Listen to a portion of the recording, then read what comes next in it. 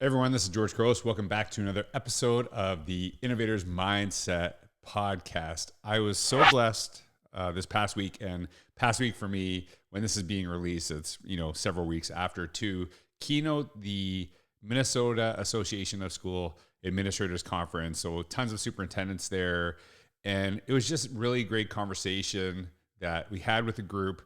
But I was really struck by the Minneapolis Public Schools superintendent and her words and what she actually shared and how it really ties into Forward Together. And I'm going to talk about this idea that you might have heard people say this before, that we need to fight for public education. And I know the intent is really positive when people say that, but the question I always ask is, who are you fighting? Who are you fighting when you say that, right? Because when you insinuate a fight, there's an enemy. There's someone you're going against. Whereas I feel when you improve education, everyone wins. And I talk a lot about this. And why I was really struck by Dr. Lisa Sayles-Adams' words at the Minnesota Superintendent's Conference was she really focused on how she really empowers the voice of students and faculty and parents and families. And she talked about really hearing people when we disagree with them. And so I always prefer that we need to advocate for education, share the good stories. And she talked a lot about that too, really kind of focusing on how do we really emphasize the great things that are already happening in our schools? How do we highlight this? Because a lot of times we always hear about the negatives, but we don't necessarily focus on what is going well. And I think about this quite a bit, and I wrote about this in obviously in Forward Together. So obviously it struck me, but I think a lot of times when you're looking, when you're focused on something, it just kind of hits you. And Dr. Lisa Sayles-Adams' words really struck me, and she talked about hearing that. And one of the things I shared, and it's one of my favorite books ever, is How to Win Friends and Influence People. Probably the most mentioned book on my podcast of all time. And Dale Carnegie shares this. You can't win an argument. You can't, because if you lose it, you lose it. And if you win it, you lose it. We often push people to a side. And that's why I really focus not on debates in education, but discussion, because debates insinuate a winner. And so, when we fight for education, that's something that is insinuated in that space. But when we have discussion, it's that we're working together to find a better path forward. And a discussion, can have people that disagree with each other and has that give and take. And so that's why I really appreciated listening to Dr. Lisa Sayles-Adams. And, I'm always struck by this because I think the reason I talk about the notion of advocating for something is tell me why it's great. Tell me why I should be connected to. But then sometimes I've seen the opposite, that people will trash other organizations and say, hey, we are so much better than this. And maybe you are, but as soon as you have to talk down to someone, you lose me. And I know this is such a weird thing to bring up. There is a drink company that shares something and was saying, like, we are so much better than this company, and here's why they're terrible. And it was like really funny. And I don't want to I don't like giving too many specifics on this, but if you saw in the comments, most of the comments were like, yeah, you're better. Most of the comments were siding with the other drink company. They're like, no, they're better because of this. They're better because of this. Don't tell me why someone else is bad. Tell me why you're good. That's why that advocacy really, really matters. And that's something that has always struck with me, is that I'm so I just tune out when I hear a company or someone say, hey, we are better than this. This is why you should not go with them. But tell me why you're good. And I think that's why I really focus on advocacy. And there's really two things that really inspired the book Forward Together. One was a tweet that inspired me from a teacher named Jesse Foss. And you have to read the book to learn more about that. And it wasn't just this tweet, but what he showed me. And he was advocating for his school district on the incredible work that they were doing. And I was like, just had a moment. But there was other thing that I talked about briefly in the book. It was that I was actually invited on to a news program to have a conversation. And it was basically saying, hey, we want to talk about phones in the classroom. And this is a big topic of conversation. And the reason they wanted to talk about phones in the classroom is they had looked at my work and they kind of pegged me, and I could tell it in the writing, that I was the pro phone guy, that I was the guy that's saying, we need to have phones in the classroom, and they were going to pit me against the no phone person. But I'm not the pro phone guy. That's not me at all.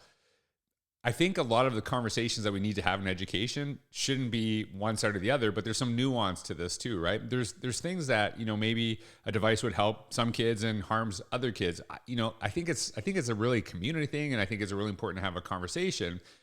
But from experience, I know what was happening in that space is that they wanted to pit me against the other. And I actually refused to take the interview because I knew what it was, because divisiveness sells. And there is this thing where basically there's some people that will actually trash talk and say really horrible things. I don't want to say horrible, but really divisive things maybe is a better term on social media, because the people that agree with them are super loud, and the people that disagree with them are also super loud.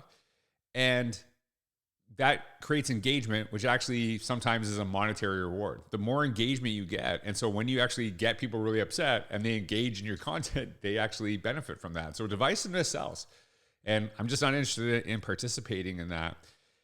And the reason why I kind of had a feeling about where this is going, because like I said, I'm not pro phone guy. I'm pro learning. I want to figure out the best ways that every kid, has an opportunity for learning, which is why I immerse myself in my own learning so much. And years ago, I'll never forget this. When I was a principal, I was invited to have a conversation with a news organization about cursive handwriting. Now, it was interesting because the other person, I didn't really realize this time, was very adamant about cursive handwriting. And I actually see there's politicians saying bring cursive back. This is a big conversation that's happening right now. It is 2026. This is a conversation we were having 15 years ago on the news. And when we were having this conversation, I kept being positioned as the anti-cursive person, that you shouldn't teach cursive. I said, no, this is, and I'm trying to go best from memory, is that I'm not actually against cursive, but I just think that we have to have different conversations, because we are tasked with teaching so many things in school, but the time frame is the same as it's always been. So something has to give. And yes, there's this place for cursive. I really believe that every kid should learn to read cursive, because we lose things when they can't do that. But I don't know if you could teach it the same amount it was taught when I was a kid at the same age. So again, I was going back to the nuance, and no matter what I said, I was the anti-cursive person. And I tried not to, put myself in that corner, but for months, I was getting comments on social media about how I was so off and so terrible. And it wasn't because of what I said. It was because how I was positioned in that space. And I just don't think when we get into those spaces where we're creating, when we're fighting, when we're debating, does it actually improve anything? And that's why really Dr. Lisa Sayles-Adams' words stuck with me. It was really about bringing community together, hearing voices, even when they disagree, all facets of community, because when we advocate for education and how it improves lives, people are drawn to that. And it might take a little bit longer. You might not get the extremes, but I think you're going to build something really beautiful. And this is what I wrote in Forward Together. When we take the time to truly understand someone's perspective before offering our own, we open the door to real dialogue.